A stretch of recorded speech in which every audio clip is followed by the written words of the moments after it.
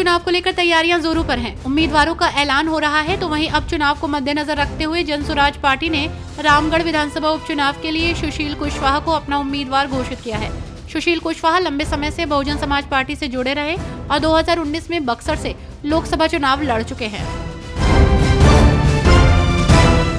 वायनाड लोकसभा उपचुनाव में कांग्रेस उम्मीदवार प्रियंका गांधी वाड्रा वायनाड उपचुनाव के लिए नामांकन दाखिल करेंगी।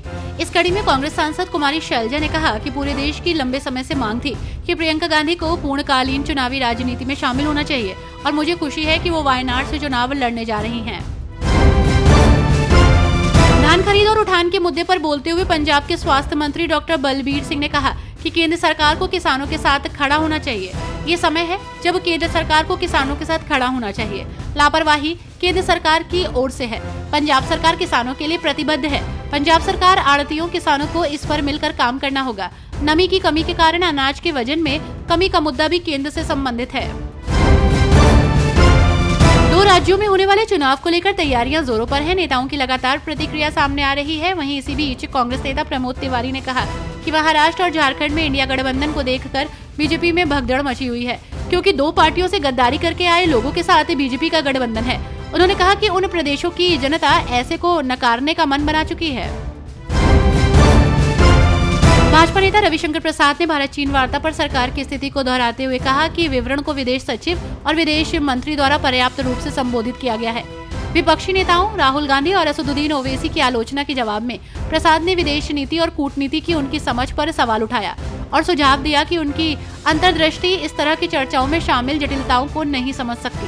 उन्होंने कहा कि जहां तक भारत चीन वार्ता का सवाल है, विदेश सचिव और विदेश मंत्री द्वारा विवरण स्पष्ट किया गया है।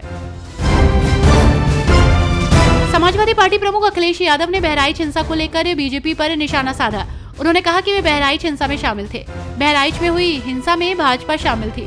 बीजेपी विधायक अपनी ही पार्टी के कार्यकर्ताओं के खिलाफ साजिश रचने और हिंसा भड़काने की शिकायत दर्ज करा रहे हैं। हिटलर भी ऐसा ही करता था। उन्होंने अपने सैनिकों का इस्तेमाल किया।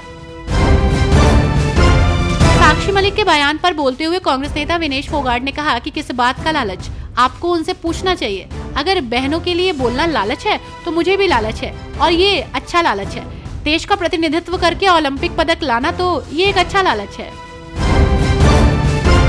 आदर्श आचार संहिता के तहत 6 जिलों में ग्रामीण आवास योजना के तहत घर घर सर्वेक्षण रोकने की भाजपा पश्चिम बंगाल प्रतिनिधिमंडल की मांग को ईसीआई द्वारा स्वीकृत किए जाने पर टीएमसी नेता कुणाल घोष ने भाजपा को एक जन विरोधी पार्टी बताया। उन्होंने कहा कि वे हारने वाले हैं और यही कारण है कि वे बहाने बना रहे हैं। वे एक जन विरोधी पार्टी है। छत्तीसगढ़ के दुर्ग जिले में बायोगैस संयंत्र लगेगा। भिलाई नगर निगम, छत्तीसगढ़ बायोफ्यूल प्राधिकरण और भारत पेट्रोलियम के बीच समझौता हो गया है। प्राधिकरण ने मंगलवार को बताया कि जामुल में 60 करोड़ रुपए की लागत से कंप्रेस्ड बायोगैस संयंत्र स्थापित किया जाएगा। उन्होंने कहा कि संयंत्र के लगने से भिलाई और दुर्ग जिले के 150 मीट्रिक टन ठोस अपशिष्ट का उपयोग जैव ईंधन उत्पादन में किया जा सकेगा। बांग्लादेश की लेखिका तस्लीमा नसरीन ने भारत में रहने की इच्छा जाहिर करते हुए अमित शाह से मदद मांगी है।